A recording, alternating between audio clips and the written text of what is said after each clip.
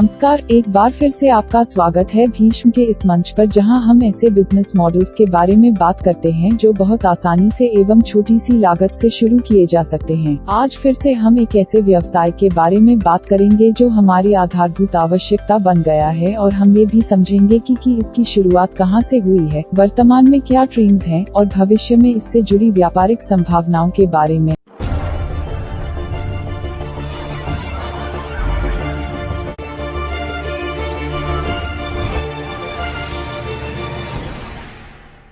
आज हम बात करेंगे चाय के बारे में। यह सुनते ही हो गया ना आपका मन एक शानदार कड़क चाय या ग्रीन टी या कोई और आपका पसंदीदा फ्लेवर पीने का कर गया ना। बस इसीलिए आज हम चाय से जुड़ी बहुत सारी ऐसी बातें जानेंगे जो सुनकर आप चाय को और भी पसंद करने लगेंगे। चाय एक ऐसी चीज है जो इंसान को हर मौसम में साल के 365 दिन रोज चाहिए होती है, और साथ ही साथ वह हमारी रोज की दिनचर्या का एक इम्पोर्टेंट हिस्सा भी बन चुकी है, क्योंकि भले इंसान सुबह का नाश्ता करे या ना करे, लेकिन चाय तो सुबह उठते ही चाहिए ही होती है।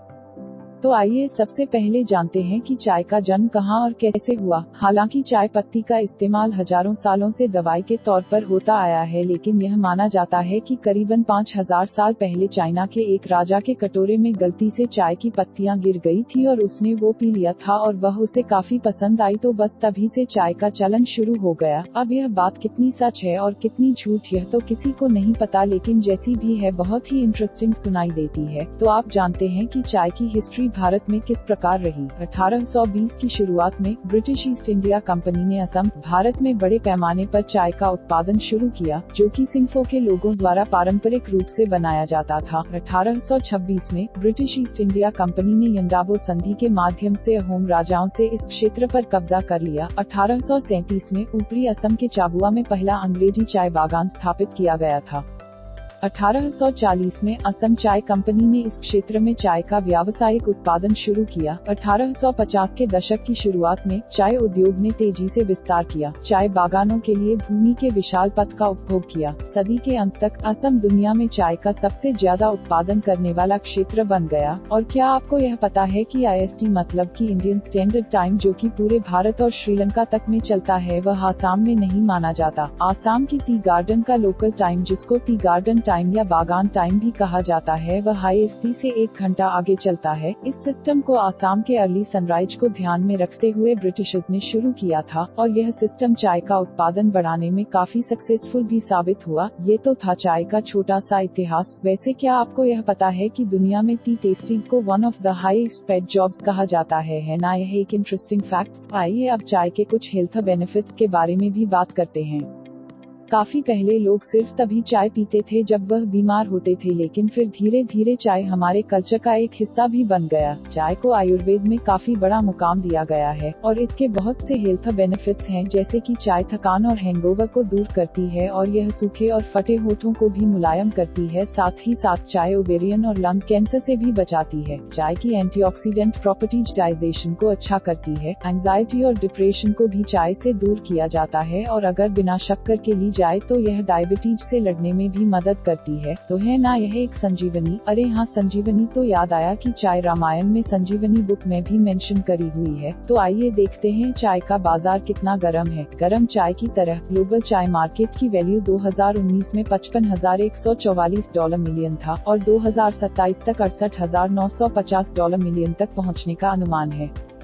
बाजार में सबसे ज्यादा योगदान $16,362 मिलियन के साथ था। 2019 और पूर्वानुमान अवधि के दौरान 9.8% के CAGR पर 2027 तक $26,110 मिलियन तक पहुंचने का अनुमान है। भारत, जो मुख्य रूप से चाय पीने वाले राष्ट्र है, और यहाँ चाय के अपने काफी अलग अलग वर्जन भी है। स्टेटिस्टा के आंकड़ों के अनुसार 65.8% भारतीय नियमित रूप से चाय पीते हैं। क्वार्ट्स इंडिया के अनुसार प्रत्येक कप कॉफी के लिए भारतीय 30 कप चाय पीते हैं। इसके अलावा भारत में चाय बनाने और बेचने वाले बहुत अधिक मात्रा में हैं। स्ट्रीट सेलर्स, जिनको चाय वाला भी कहा जाता है, पूरे देश में हर व्यस्त सड़क और गलियों में चाय बेची जाती है, चाहे वह कितनी भी पिछड़ी जगह क्यों न हो। हर बाजार में चाय वाले अपनी चाय में दूध, चीनी और मसालों के सही मिश्रण के 7 सबसे अच्छा स्वाद के साथ चाय परोसकर अपने प्रतिद्वंद्वियों से अलग होने की पूरी कोशिश करते हैं। भारत में चाय एक सड़क के किनारे का ही मामला नहीं है, बल्कि छोटी से बड़ी दुकानें, रेस्टोरेंट, लेकिन चाय को एक देसी और घरेलू का टैग भी मिला हुआ है। वर्तमान में चाय बिजनेस मॉडल पर काम करने वाले स्टार्टअप्स चेयोस, चाय point, T halt, T nation, चाय पैटी, इन्फिनिटी, टी बॉक्स, उदयंती, चाय ठेला और अन्य में से एक हैं। इनमें से अधिकांश कंपनियों की स्थापना भारतीय उद्यमियों द्वारा की गई, जिन्होंने इस बाजार में संभावनाएं देखी। और यह तो आपने देखा ही होगा कि किस तरीके से एक छोटा सा चाय का ठेला चाय बेचने वाले का पूरा घर चलाता है। तो जरा सोचिए कि अगर इसी धंधे को बड़े स्तर पर किया जाए तो यह हमें कितना लाभ दे सकता है। तो आइए देखते हैं कि चाय से हम किन प्रकार के बिजनेस कर सकते हैं। अगर आपको लगता है कि चाय का बिजनेस सिर्फ चाय बेचना होता है तो आप गलत हैं, क्योंकि चाय से कई प्रकार के व्यवसाय शुरू किए जा सकते हैं। तो आइए देखते हैं हम चाय के साथ क्या क्या कर सकते हैं। Number 1, type. इसका मतलब यह हुआ कि हम चाय के अलग अलग प्रकार की खेती कर सकते हैं, जैसे green tea, black T, oolong, herbal tea आदि। माना कि यह आसान नहीं है, क्योंकि चाय की खेती पहले ही भारत में बड़े स्तर पर होती चली आ रही है। तो आइए देखते हैं कि किन स्टेट में सबसे ज्यादा चाय का उत्पादन होता है।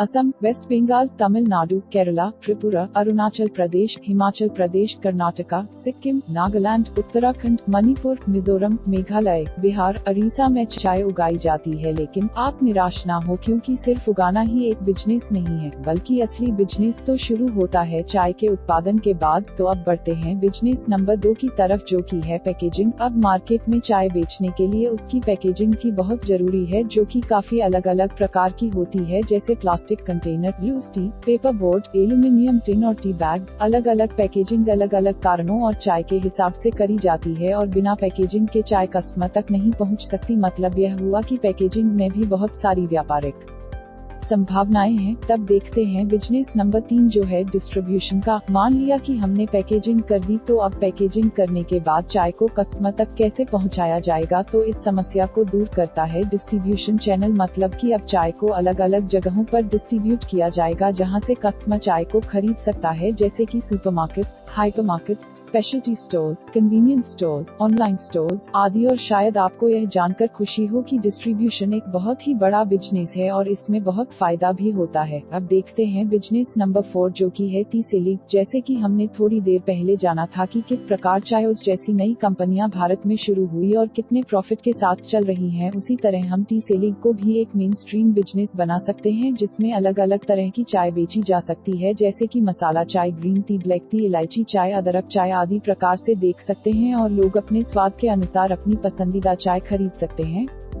चाय बेचना एक बहुत ही प्रॉफिटेबल बिजनेस इसलिए भी है, क्योंकि चाय बनाने की लागत बहुत ही कम होती है और फाइनल प्रोडक्ट की वैल्यू काफी ज्यादा होती है। साथ ही साथ चाय बेचने वाले सिर्फ चाय ही नहीं, बल्कि उसके साथ और भी चीजें बेचते हैं, जैसे कि बन, मक्खन, बेकरी प्रोडक्ट्स आदि। मतलब कि एक चीज को बेचते समय 4 चीजें अपने आप ही बिक जाती हैं। तो आज हमने यह समझा कि चाय, जो कि हमारी रोज की जिंदगी का एक अमूल्य हिस्सा है, वह हमारे लिए कितना फायदेमंद भी हो सकता है, फिर चाहे हेल्थ के अनुसार देखें या बिजनेस के अनुसार। और हमारे हिसाब से यह एक ऐसा धंधा है जो कभी मंदा नहीं होता। तो आज के लिए बस इतना ही, लेकिन ऐसे ही हम नए बिजनेस मॉडल्स आपके लिए लाते रहेंगे। लेकिन तब तक अगर आपके दिमाग में चाय को लेकर के कोई भी सवाल है, या फिर आपके पास कोई क्रिएटिव आइडिया है जिससे कि चाय का बिजनेस किया जा सकता है, तो आप नीचे लिखे ईमेल आईडी या नंबर पर कांटेक्ट करें, और हम विजन की पूरी टीम आपके आइडिया को एक बिजनेस मॉडल बनाने में आपकी पूरी मदद करेंगे। तो अभी के लिए इतना ही, और फिर से बहुत जल्द मिलेंगे एक नए बिजनेस अपॉर्चुनिटी के साथ, जो बहुत आसानी से एवं कम से कम लागत के साथ शुरू किया जा सकता है। अगर आप कुछ भी और जानना चाहते हैं या आपके व्यवसाय में किसी प्रकार की एक्सपर्ट एडवाइस चाहते हैं, आप हमें नीचे दिए गए नंबर पर कॉल कर सकते हैं, हमें ईमेल पर लिख सकते हैं, और साथ ही हमारे स्टार्टअप पोर्टल पर रजिस्टर करना ना भूलें। Thank you.